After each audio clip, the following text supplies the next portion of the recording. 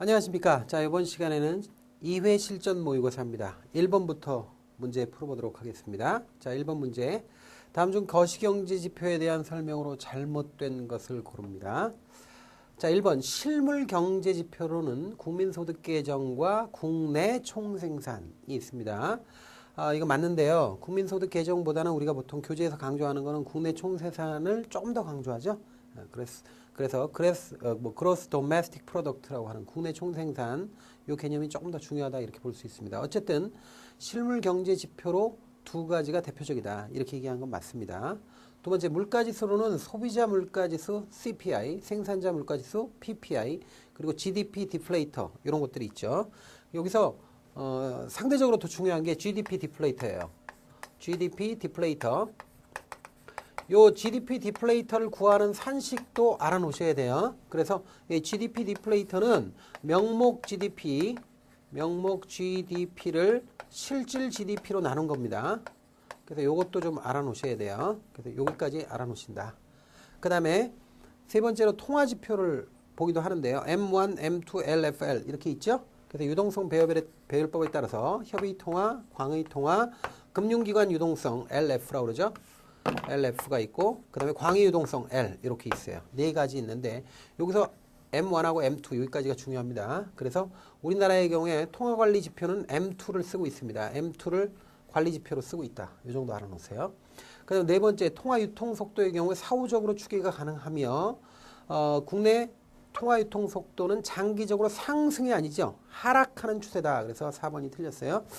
사후적으로 추계가 가능하다. 이거 중요합니다. 가끔가다 사전적으로 추계가 가능하다. 이런 말 나오면 틀려요. 무조건. 그리고 통화유통 속도는 이 혈압하고 비슷한 건데 이게 이제 그 경제가 더 사이즈가 커지면 커질수록 통화유통 속도는 장기적으로 이게 하락하는 추세가 있어요. 이게 이제 일반적인 경향이에요. 상승한다 그러면 안 되죠. 하락한다. 여기서 통화유통 속도를 우리가 생각해 볼 필요가 있는데 통화유통 속도 또는 MV 이퀄 뭐 PY 또는 PT 이렇게 얘기할 때 요거는 이제 PY 또는 PT는 뭐냐면 이게 명목 GDP거든요. 명목 GDP예요, 이게. 그러니까 우리가 통화 유통 속도를 모른다 그러면 M이 이렇게 넘어가서 이항이 되면 통화 유통 속도는 명목 GDP를 뭘로 나눴다? 통화량으로 나눈 것이다. 이렇게 보면 되죠. 그래서 요것도 가끔가다 나올 수 있는 간단한 계산 문제로 나올 수 있는 거니까 꼭 기억하셔야 돼요. 이게 사회적으로 추계가 가능하다는 건 당연하죠. 왜냐하면 일단 GDP가 나오고 그 다음에 통화량이 나와야 통화 유통 속도를 구하는 거죠. 근데 이건 전부 다 나중에 발표가 되는 거 아니에요? 그러니까 사후적으로 추계가 가능한 거죠. 사전적으로는 알 수가 없습니다. 그래서 우리가 보통 경기를 분석한다든지 아니면 예측한다든지 할 때 이게 이제 효용성이 조금 떨어지는 거예요. 통화 유통 속도는 한계가 있는 거예요. 그래서 경기를 예측한다 할 때는 좀 한계가 있다. 왜? 사후적으로 추계하는 거니까 이런 것들 기억하시기 바랍니다. 자, 2번 보죠. 다음 중 경기 변동에 대한 설명으로 잘못된 것입니다. 1번 루카스의 경우 완전 정보로 인하여 벌써 틀렸어요. 루카스는 완전 정보를 얘기한 적이 없어요. 불완전 정보를 얘기했지. 그러니까 1번은 그냥 바로 틀렸어요. 그냥 바로 제끼는 거예요. 이런 문제가 나오면. 그래서 완전 정보로 인하여 물가 변화와 같은 주요 경제 변수들의 움직임을 정확히 예측할 수 있다고 전제했다. 이게 다 틀렸죠. 그러니까 불완전 정보예요. 불완전하기 때문에 경제 그 주체들은 합리적인데도 불구하고 정보가 불완전하니까 이런 움직임을 정확히 예측할 수가 없고 이 과정에서 착오가 생겨요. 착오가 생겨서 잘못된 의사결정을 하게 되고 이것이 경기 변동을 일으킨다 이렇게 얘기했거든요. 그래서 1번 뭐 틀린 거죠. 그 다음에 두 번째 프리드만의 경우에 경기 순환 현상이 나타나는 것은 통화당국의 자의적인 통화량 조절 이게 중요하죠. 통화를 자기들 멋대로 찍어낸다 이거죠. 그래서 이런 것 때문에 경기가 파동이 일어난다 이렇게 얘기합니다. 그래서 2번 맞고요. 세 번째 케인즈의 경우에는 불안정한 총수요의 변화는 생산의 불안정한 변동을 유발한다 이렇게 얘기했죠. 그래서 케인즈의 경우에 가장 중시한 건 뭐냐면 수요 측면의 충격이에요. 디맨드 쇼크죠. 그래서 수요 측면의 변화 이것들이 중요하다. 그럼 수요 변화를 일으키는 건 소비나 지출이다 이렇게 본 거죠. 특히 지출 또는 투자에서 지출의 경우에 이제 투자가 대표적인데 이 투자의 경우에 이제 기업가의 불안정한 심리 이게 이제 우리가 이제 동물적 본능이라고 보통 얘기했죠. 애니멀 스피릿이라고 동물적 본능 때문에 불안정하다 이렇게 얘기하는 거예요. 그 다음에 네 번째 슌페터가 있습니다. 이 슌페터의 경우 기술이나 생산성 변화와 같은 공급 측면의 충격이에요. 공급을 중시했어요. 그래서 supply shock라고 그랬죠. 공급 충격. 그래서 공급 측면이 경기 변동을 유발한다고 했고요. 이 슈퍼트의 아이디어가 나중에 가서 실물적 경기 변동 이론가들한테 영향을 줍니다. 그 세고전학파의 그 실물적 경기 변동 이론가들한테 영향을 주는 거죠. 그래서 지금 1번이 틀린 내용이에요. 1번이 답입니다. 3번 보죠. 자, 프리드먼을 필두로 하는 통화주의자들의 경기에 관한 주장으로 거리가 먼 것입니다. 1번, 경기순환의 원인을 기업가의 투자심리 또는 동물적 감각에서 찾았다. 땡! 틀렸죠. 왜냐하면 동물적 감각이 나오고 어떤 투자의 불안전성, 뭐 투자 지출의 불안전성 이런 걸 얘기한 사람은 이건 프리드먼이 아니에요. 통화주의자가 아니고 케인지언들이에요. 케인즈주의자들. 1번이 틀렸고요. 2번, 통화 공급량은 증가시켜야 된다. 뭐 이렇게 얘기한 거예요. 이런 주장을 한 거 맞아야 돼요. 그 다음에 통화를 강조한 거예요. 맞아요. 세 번째, 경기 조절을 위하여 총수요 관리가 필요하다라고 이야기한 건 똑같습니다. 케인즈주의자하고 똑같습니다. 그 다음에 네 번째, 경제는 완전 고용 산출 수준으로 회귀하려는 경향이 있다고 이야기한 것도 역시 통화주의자들 얘기죠. 그래서 요거 2번, 3번, 4번은 통화주의자들이 한 번씩 얘기한 거예요. 그런데 1번은 전혀 상관이 없는 거죠. 이건 케인즈주의자들, 케인지언들이에요. 자, 그래서 1번이 답이고요. 4번 보겠습니다. 국내 경기 침체를 해소하기 위하여 통화량을 증가시켰을 때 기대되는 단기적 현상으로 오른 것. 여기서 중요한 건 단기적인 거예요. 단기적인 거. 단기적인 거. 그래서 여러분들이 이제 잘 헷갈리는 게 뭐냐면 물가 하락, 뭐 물가 상승 이런 물가를 자꾸 건드리는데 물가는 조금 장기적인 겁니다. 단기적인 게 아니에요. 당장 기대되는 게 뭐냐? 당장. 통화량이 증가했다. 그럼 돈이 많아졌다는 거 아니에요? 그럼 돈이 많아지니까 돈이 흔하죠? 그러니까 금리가 떨어지는 거예요. 요게 단기적인 거예요. 그래서 이런 단기적 효과, 요거를 유동성 효과라고 그래요. 그래서 이건 답이 3번이에요. 무조건. 3번이 답이 되는 거고요. 이게 만에 양보를 했다 하더라도 양보를 해서 물가를 건드렸다 하더라도 절대로 물가 하락은 될 수 없습니다. 왜 그러냐면 돈이 많아지잖아요. 화폐가 흔해졌기 때문에 화폐 가치가 떨어지잖아. 떨어진다는 얘기는 물가가 상승하는 거지. 물가가 하락하는 거는 있을 수가 없죠. 통화량이 증가했는데 어떻게 물가가 하락해요? 통화량이 증가하면 화폐 가치가 떨어지는 거고 화폐 가치가 떨어지는 건 물가 상승이에요. 물가 하락이 아니잖아요. 그래서 1번은 뭐 죽었다 깨나도 답이 될 수 없는 겁니다. 이걸 양보를 했다 하더라도 단기적인 걸 양보했다 하더라도 이건 답이 될 수가 없고 그 다음에 수입 감소, 투자 감소 이런 거 나오는데 사실 여기까지 가지도 않아요. 가지도 않는데 이런 것도 틀린 거죠. 왜냐하면 지금 우리나라가 지금 통화량이 늘었다 그러면 원화의 가치는 떨어졌다는 얘기죠. 원화의 가치는 떨어지고 상대적으로 달러의 가치가 높아졌다. 그러면 벌써 외국 상품 사오는데 어떻게 돼요? 외국 상품 사오는데 비싸졌다는 얘기잖아요. 근데 이 문제는 뭐냐면 요렇게 요 정도가 된다 하더라도 요거까지는 기본적으로 단기적인 효과는 아니란 말이죠. 이런 게.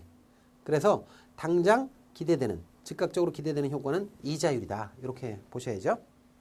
그래서 답이 3번이고요. 그 다음에 5번 보겠습니다. 자, 선행종합지수의 조건으로 거리가 먼 것은 이렇게 돼 있어요. 자, 선행종합지수에서 왜 선행종합지수가 느닷없이 나오느냐면 이거 경기 전환점 예측할 때 보통 쓰고 있는 선행종합지수를 얘기하는 거예요. 경기 전환점 측정할 때. 그러면 1번 선행지수의 경기 전환점 예측은 정확해야 되지. 그럼 부정확해야 된다 이렇게 나오면 되겠어요?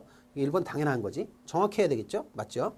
그 다음에 두 번째 선행기간은요. 변화가 너무 심하지 않아야 돼요. 그래서 변화가 너무 심하지 않고 그렇다고 해서 변화가 심하지 않다고 해서 너무 짧은 거, 가까이 있는 거 아니면 지나치게 먼 거 이거 선택하면 안 된다는 거죠. 적당해야 돼요.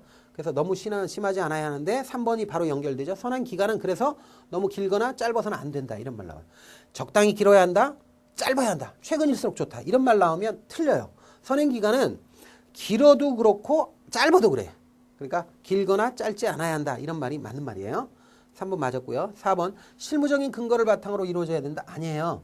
이거는 실무적인 근거가 아니라 이론적인 바탕이 깔려 있어야 돼요. 실무적으로 일하는 과정에서 경험적으로 얻은 사실 가지고 그걸 가지고 뭐 데이터를 이렇게 뽑아내거나 해서는 안 돼요. 그런 게 아니라 이론적인 근거를 바탕으로 해야 돼요. 그래서 4번이 틀린 겁니다. 자, 6번 내용 보죠. 자, 다음 시계열 모형 중 세 가지 필터를 사용하는 모형으로 옳은 것은 이렇게 되는데 세 가지 모형을 사용한다 그러면 딱 답이 나야 돼. 무조건. 아리마예요. 아리마. 아리마는 자기 회귀라는 게 있어요. 자기 회귀. 그 다음에 인테그레이션, 적분이라는 게 있고 무빙 에버리지. 세 가지 필터를 씁니다. 세 가지. 자기 회귀. 인테그레이션은 적분. 그 다음에 뭐예요? 이게 무빙 에버리지. 이동 평균. 자기 회귀, 적분, 이동 평균 세 가지 필터를 씁니다. 필터링을 3개를 해요.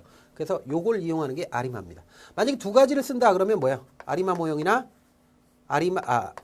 이 2가지 모형을 쓴다 그러면 요거예요. 그러니까 여기 I가 빠진 건 2가지 모형이에요. 자기 회귀하고 이동 평균만 쓴다. 그러면 ARMA 요걸 써요. 한 가지 필터만 쓴다 그러면 자기 회귀 모형이거나 아니면 뭐야? 이동 평균 모형. 이런 걸 한 가지만 쓰는 거예요. 한 가지만 쓰는 거고 요건 2가지 쓰는 거고 요건 적분까지 들어가서 3가지 필터를 쓰는 거예요. 그래서 답이 3번이 돼야 되겠죠? 아리마 모형입니다. 자, 이동평균 하나만 쓰는 거고요. 자기회귀도 하나만 쓰는 거예요. 그 다음에 이동평균 자기회귀. 자기회귀 이동평균도 있어요. ARMA. 그건 2개 쓰는 거고요. 외산 모형은 그냥 하나만 쓰는 거예요. 단순한 거니까. 그래서 3개 쓰는 거는 3번이 답입니다. 아리마 모형입니다. 자, 7번 보죠. 다음 중 거시 계량 모형의 추정 결과에 대한 내용으로 잘못된 것입니다. 거시 계량 모형에서 이 통계값, 의미 있는 통계값 있죠? 검증하는 모형으로 이제 통계값이 있는데 여기 보면 R스퀘어라는 것도 있고요. 검정할 때 쓰는 T 검정할 때 T, F라든지 아니면 뭐 더빈 왓슨이라고 DW라는 게 있어요. 그래서 이런 것들이 지금 있는데 이런 것들의 의미를 지금 이게 쫙 기술한 건데 여러분들이 통계 전공하지 않는 한 이거 정확하게 이해하기 좀 어렵습니다. 근데 교재에서도 아주 세부적으로 기술을 안 했어요. 이 얘기는 뭐냐면 우리 교재 자체가 우리 통계학칙이 아니기 때문에 이걸 완벽하게 이해시키려고 노력을 안 했다는 거예요. 이거. 특별하게 이해시키려고 노력은 안 했어요. 그러니까 시험에 낸다 하더라도 이렇게 피상적으로 낼 수밖에 없어요. 다른 방법이 없어요. 이거. 그러면 우리가 잘 모르지만 얘가 이런 의미가 있는가 보다. 이런 지문이 이 용어하고 관련되나 보다. 이렇게만 그냥 알고 넘어갈 수밖에 없는 거 아니에요? 여러분들이 이 의미를 알려고 통계학 뭐 원론책 읽고 그다음에 무슨 뭐 통계 패키지 같은 거 공부하고 이럴 시간 없잖아요. 그러니까 요 정도 문제를 통해서 해결을 하셔야 돼요. 자, 1번 보면 R스퀘어가 나옵니다. 1에 가까울수록 독립변수들과 종속변수들의 관계를 설명하는데 긴밀하다 이렇게 보는 거예요. 그러니까 우리가 보통 우리가 결과 종속변수를 Y라고 하고 자, 그 다음에 이건 상수고 회귀 상수고 그 다음에 여기 개수예요. 개수 N 뭐 이렇게 해가지고 만약에 얘가 이제 1번 개수의 1번 변수 독립변수 그다음에 베타2 x2 뭐 이런 식으로 나갈 거 아닙니까? 짝짝짝짝 나가다가 맞아 이게 중회귀 분석이다 그러면 베타 n xn 한 다음에 여기다 잔차 에라 입실론이라고 그래요. 요걸 이렇게 해가지고 이제 식을 완성했다 말이에요. 이게 모형이죠. 모형인데 이때 이 독립변수하고 종속변수가 얼마나 긴밀하게 잘 설명해주고 있는가 이걸 이게 R스퀘어라는 거죠. 이걸 본다는 거예요. 그래서 1번 맞아요. 그래서 1에 가까울수록 잘 설명하고 있다. 긴밀하다. 이렇게 얘기하는 거고. 그 다음에 T가 있는데요. 절대치가 2 이상이면 해당 독립변수가 종속변수를 설명하는 변수로서 의미를 가진다는 거죠. 이것도 역시 독립변수하고 종속변수의 긴밀성을 따지는데 이게 T 검정을 하는데 요거는 2를 기준으로 한다 이거죠. 맞고요. 3번 F. 값이 5 이상이면 선택된 모든 독립변수가 종속변수를 설명하는 변수다. 하나하나의 독립변수가 종속변수와 무관치 않고 잘 설명한다. 이런 걸 측정하는 게 F다. 이거예요. F. 그 다음에 5를 기준으로 한다. 하는 거고. 그 다음에 DW는 1에 접근할수록 오차항 간에 자기상관이 없다. 자기상관은 이거 뭐냐. 오차항이 사실 이런 거거든요. 이게 이런 거예요. 이런 거. 이런 거. 각각의 항들이 있단 말이에요. 이게 독립변수들 간에 자기상관을 하면 교란이 돼요. 결과치가. 요 교란이 되는지 안 되는지 측정하는 변수가 뭐야? DW다 이거예요. DW인데 문제는 이게 1이 아니라 기준이 2라는 거예요. 2예요. 그래서 저기 1에 접근할수록이 아니라 2에 접근할수록 이렇게 나와야 돼요. 그래야 자기 상관이 없다고 보는 겁니다. 그래서 4번이 틀렸습니다.